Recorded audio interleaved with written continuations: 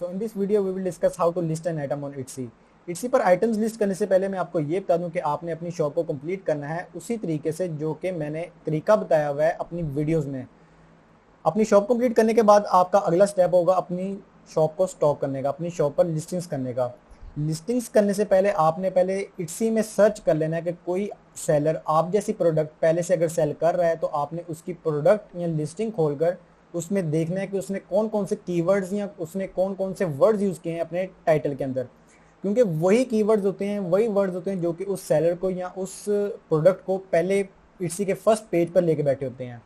आपने वो कीवर्ड्स आपने अपने पास सेव कर लेना ताकि आप वही कीवर्ड्स खुद भी यूज़ कर सकें जब आप खुद लिस्टिंग कर रहे हो। इन कीवर्ड्स को कहते हैं हॉट कीवर्ड्स। अब जब आप कीवर्ड सेलेक्ट कर लेते हैं तो उसके बाद अगला स्टेप होता है आपका कि आपने अपनी प्रोडक्ट की अच्छी सी फोटोग्राफी करनी है। आपने उस प्रोडक्ट की फोटोग्राफी करके अच्छी सी एडिटिंग करनी है, उसकी ओरिएंटेशन सेट करनी है, उसके पिक्सल सेट करने हैं 2000 बाय 2000, क्योंकि 2000 बाय 2000 की पिक्चर्स ही आप Etsy की लिस्टिंग्स पर अपलोड कर सकते हैं। पिक्चर्स वगैरह सेलेक्ट करने के बाद आपने अपनी प्रोडक्ट में देख लेना कि आपकी प्रोडक्ट में वेरिएशंस हैं कि नहीं। वेरिएशंस होती हैं कि अगर आप अपनी प्रोडक्ट में कोई कलर ऑफर कर रहे हैं, एक से ज़्यादा कलर ऑफर कर रहे हैं या फिर आप साइजेस ऑफर कर रहे हैं तो वो प्रोडक्ट वेरिएशंस में लगेगी। सो चलें इस वीडियो में मैं आपको एक लाइव Etsy की लिस्टिंग लगाकर दिखाऊंगा कि आप Etsy पर लिस्ट कैसे कर सकते हैं, Etsy पर आप कैसे टाइटल्स चूज करते हैं और Etsy पर कैसे आप अपनी डिलीवरी प्रोफाइल्स क्रिएट करते हैं। So let's start. Etsy पर लिस्टिंग स्टार्ट करने के लिए आपको सबसे पहले अपनी शॉप मैनेजर में से लिस्टिंग्स के टैब में आना होगा। लिस्टिंग्स के टैब में आके आप अपनी ऐड अ लिस्टिंग पर क्लिक करेंगे लिस्टिंग स्टार्ट करने के लिए। उसके बाद आपको ये पेज शो होगा। इस पेज में आप सबसे पहले पार्ट में आप फोटोज ऐड करेंगे। याद रहे कि आपने फोटोज 2000 बाय 2000 के पिक्सल्स की ऐड करनी है और आपकी उन फोटोज की ओरिएंटेशन बिल्कुल सेट हो कि वो टेढ़ी ही ना हो कहीं से भी। अब जैसे कि आप देख सकते हैं कि मैंने एक पर्स की पिक्चर अपलोड की है और कम से कम मैंने 4 पिक्चर्स अपलोड करनी है। आपको भी ख्याल रहे कि आपने कम से कम 4 या 3 पिक्चर्स लाजमी अपलोड करनी है और ये पिक्चर बिल्कुल क्लियर हो। अब जैसे कि आप देख सकते हैं कि मैंने एक पिक्चर के जो अपलोड की है, जो थंबनेल में सेट की है, जो मेन पिक्चर है मेरी वही थंबनेल में सेट होगी और वो पिक्चर का बैकग्राउंड मैंने वाइट रखा है। कस्टमर के ऊपर या फिर एक बायर के ऊपर एक बहुत अच्छा इंपैक्ट पड़े। अगर आपने अपनी पिक्चर का थंबनेल एडजस्ट करना है तो आप एडजस्ट थंबनेल पर क्लिक करके उसको मूव करके सेट कर सकते हैं। जैसे कि अब हमने थंबनेल सेट कर लिया, अब उसके बाद हम बात करते हैं टाइटल के बारे में। टाइटल में जैसे कि आप देख सकते हैं कि मैंने एक टाइटल अपलोड किया अपने पर्स की लिस्टिंग के लिए। उसमें मैंने एक ही वर्ड बार बार यूज़ किया है। ये वर्ड मैंने उन लिस्टिंग्स से पिक किया है जो कि फर्स्ट पेज पे बैठे हुए थे सेलर्स, जो कि फर्स्ट पेज पे बैठे सेलर्स सेल कर रहे थे अपनी पर्स की लिस्टिंग्स। उनमें से मैंने ये अपनी वर्ड्स चूज़ किए हैं और यहाँ पर मैंने टाइटल्स में यूज़ किए हैं। आप याद रहे कि टाइटल्स में आपने कीवर्ड्स अपने पुट करने हैं जो कि आप दूसरी लिस्टिंग से या फिर आप एक बायर का माइंडसेट रख के आप एक कीवर्ड सोच रहे हैं तो वो आपने कीवर्ड्स यहाँ पर टाइटल में यूज़ करने हैं ताकि आपकी लिस्टिंग्स की सर्च एनालिटिक्स बेहतर हो। उसके बाद अबाउट दिस लिस्टिंग वाले सेक्शन में यहाँ पर आपसे Etsy कुछ मालूमात लेगा, इन्फॉर्मेशन लेगा। उसमें वो पूछता है हु मेड इट। हम यहाँ पर ऐड करेंगे I did. What is it? A finished product. When did you make it?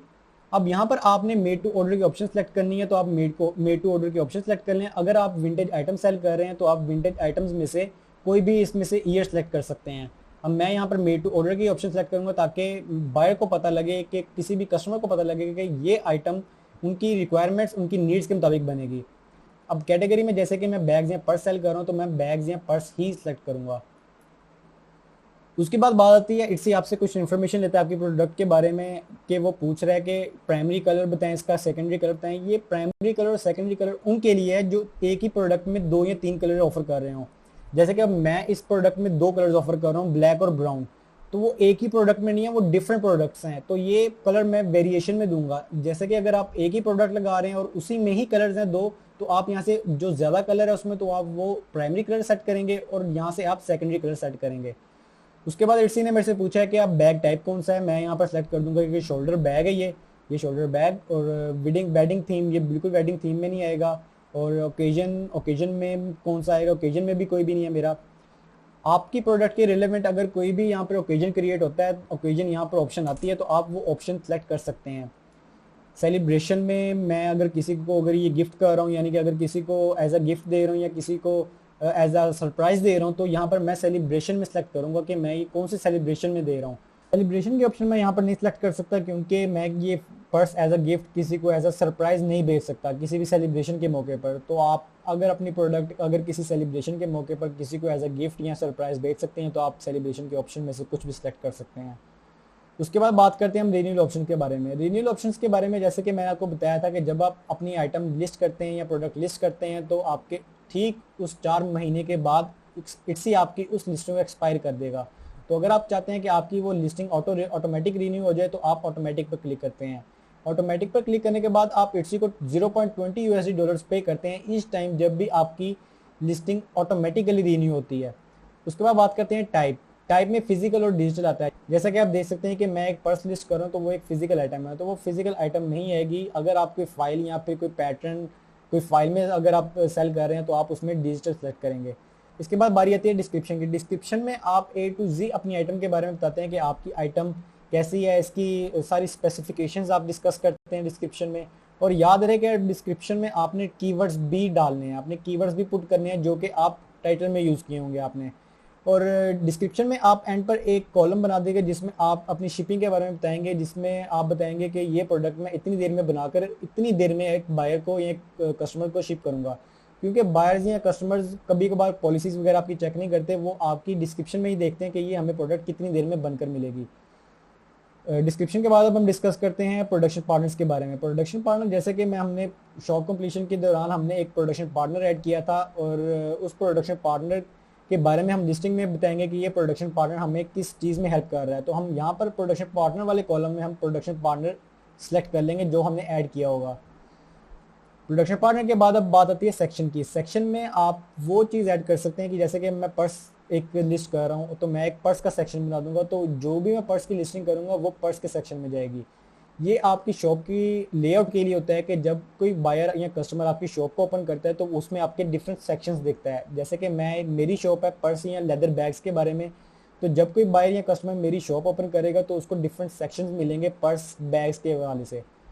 उसके बाद बात करते हैं टैग्स की। टैग्स में आप डिफरेंट कीवर्ड्स एंटर करेंगे एज अ बायर। आप माइंडसेट रख के बायर का माइंडसेट रख के आप कुछ कीवर्ड सोचेंगे या कुछ कीवर्ड्स आप दूसरी लिस्टिंग से पिक करेंगे जो आप यहाँ पर पुट करेंगे कि अगर कोई बायर आपका वो कीवर्ड टाइप करता है सर्च में तो आपकी लिस्टिंग फर्स्ट पेज पर इट्सी के फर्स्ट पेज पर आपकी लिस्टिंग उसको शो होती है। तो टैग्स वाले पार्ट में आप अपने कीवर्ड्स अपलोड करेंगे और आप अप टू 13 कीवर्ड्स अपलोड कर सकते हैं।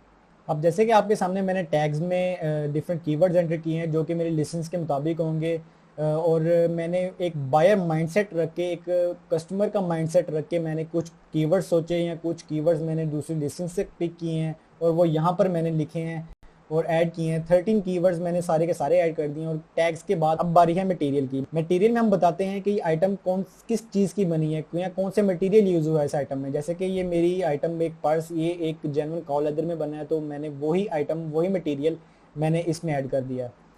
इसके बाद अब बात करते हैं हम इन्वेंट्री एंड प्राइसिंग के बारे में। इन्वेंट्री एंड प्राइसिंग में आप अपनी प्रोडक्ट की प्राइसिंग और क्वांटिटी और एसक्यूज वगैरह डिस्कस करते हैं और यहाँ पर आप अपनी प्राइस पुट करेंगे। ये प्राइस अगर आप कोई आइटम अगर वेरिएशन में नहीं सेल कर रहे, अगर आप इंडिविजुअल खाली एक प्रोडक्ट सेल कर रहे हैं उसमें कोई भी साइजिंग है कोई भी कलर नहीं है तो आप सिंपल यहाँ पर प्राइस पुट कर सकते हैं। इन्वेंट्री एंड प्राइसिंग के बारे में डिस्कस करने के बाद मैं आपको बताता हूँ वेरिएशंस आप कैसे ऐड कर सकते हैं। अगर आपकी प्रोडक्ट में डिफरेंट वेरिएशन मौजूद हैं, अगर आप डिफरेंट कलर्स में सेल करना चाहते हैं, डिफरेंट साइजिंग में सेल करना चाहते हैं तो आप यहाँ पर ऐड वेरिएशंस पर क्लिक करेंगे।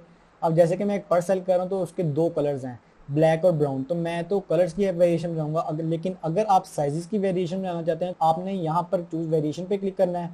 ऐड वेरिएशन में आप अपना एट्रीब्यूट ढूंढेंगे। अगर यहाँ पर आपको अपना एट्रीब्यूट मिल जाता है तो आप वहाँ से सिलेक्ट कर सकते हैं। जैसे कि यहाँ पर साइज का एट्रीब्यूट अवेलेबल है, लेकिन अगर आपका यहाँ पर एट्रीब्यूट अवेलेबल नहीं होता तो आप क्रिएट न्यू एट्रीब्यूट कर सकते हैं, क्रिएट न्यू वेरिएशन कर सकते हैं। अब जैसे कि मैं यहाँ पर क्रिएट करूँगा कलर का एट्रीब्यूट। यहाँ पर मैं कलर में उनकी वेरिएशंस ऐड करूँगा जैसे कि ब्लैक और एक है ब्राउन। अब मैं अगर दोनों की प्राइसेस अगर डिफरेंट रखना चाहता हूँ यानी कि ब्लैक की अगर प्राइस डिफरेंट ऑफर करना चाहता हूँ तो मैं price very for each colour कर दूंगा। लेकिन अगर मैं क्वांटिटी भी डिफरेंट रखना चाहता हूँ यानी कि ब्लैक में 5 क्वांटिटी रखना चाहता हूँ और अगर 10 क्वांटिटी ब्राउन की रखना चाहता हूँ तो मैं quantities very for each colour भी रख सकता हूँ। ये सिलेक्ट करने के बाद हम सेव एंड कंटिन्यू पर क्लिक करेंगे। सेव एंड कंटिन्यू के बाद आप देख सकते हैं कि हमने यहाँ पर हमारे पास 1-2 वेरिएशंस क्रिएट हो गई हैं जहाँ जो प्राइसेस की भी वेरिएशन है और क्वांटिटी की भी। अब जैसे कि आप देख सकते हैं कि मैंने दो वेरिएशंस क्रिएट की हैं, ब्लैक और ब्राउन की। उन दोनों की मैंने प्राइसेस भी डिफरेंट रखी हैं और क्वांटिटीज भी डिफरेंट रखी हैं। अगर आप एक इंडिविजुअल आइटम लिस्ट कर रहे हैं, इंडिविजुअल प्रोडक्ट लिस्ट कर रहे हैं जिसमें वेरिएशंस नहीं आती, तो आपको वेरिएशंस ऐड करने की कोई ज़रूरत नहीं है। आप डायरेक्ट यहाँ पर प्राइस ऐड कर सकते हैं और यहाँ पर क्वान्टिटी ऐड कर सकते हैं। और यहाँ पर एक एसक्यू का ऑप्शन भी है। एसक्यू एक सेलर के लिए ही एक आसानी पैदा की होती है इट्सी या किसी भी एक मार्केट प्लेस ने, जिसमें कि अगर कोई आइटम का ऑर्डर आता है, ऑर्डर रिसीव होता है, तो आपको वहाँ पर एसक्यू शो होता है। एसक्यू में आप, जैसे कि मैंने दो वेरिएशंस ऐड की हैं, तो अब कोई ऑर्डर रिसीव होगा तो मुझे नहीं पता लगेगा कि कौन से कलर का ऑर्डर आया है, कि ब्लैक का है कि ब्राउन का।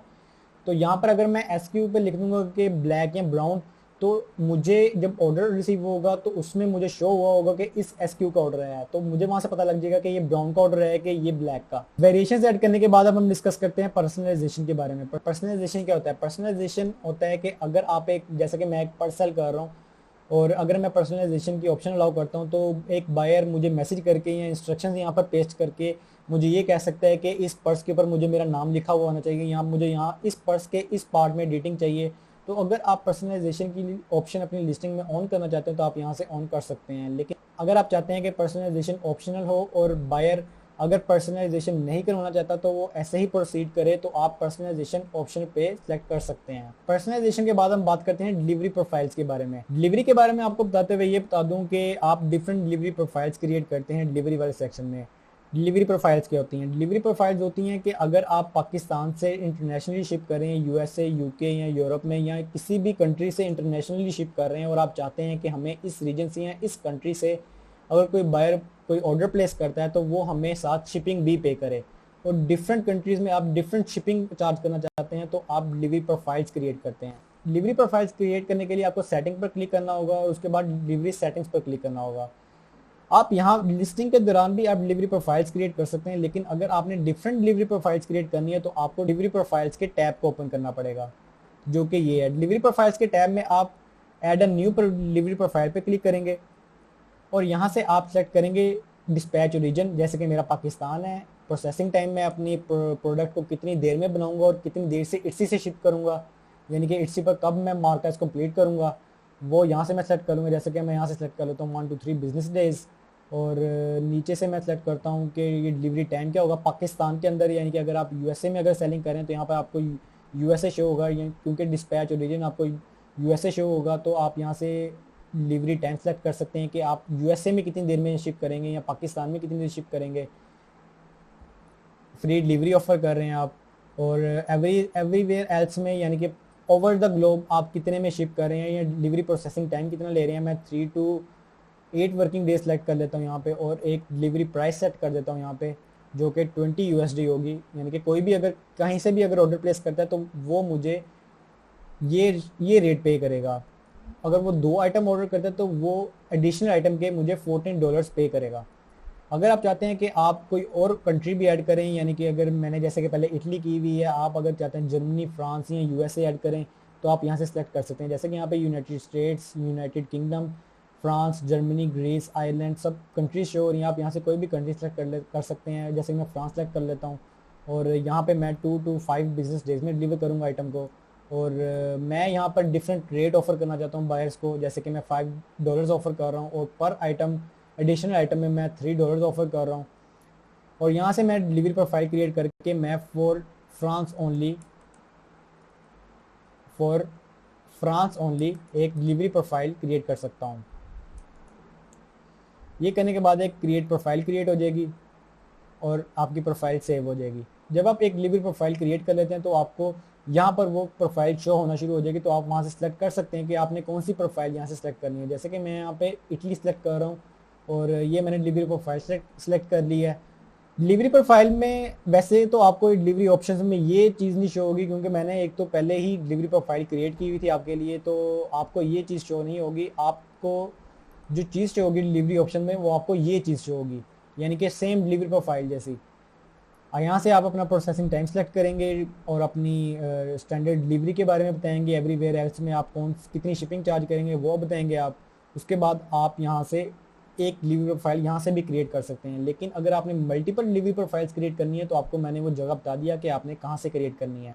इसके बाद हमारी लिस्टिंग कंप्लीट हो जाती है। अब हम अपनी लिस्टिंग पब्लिश कर सकते हैं।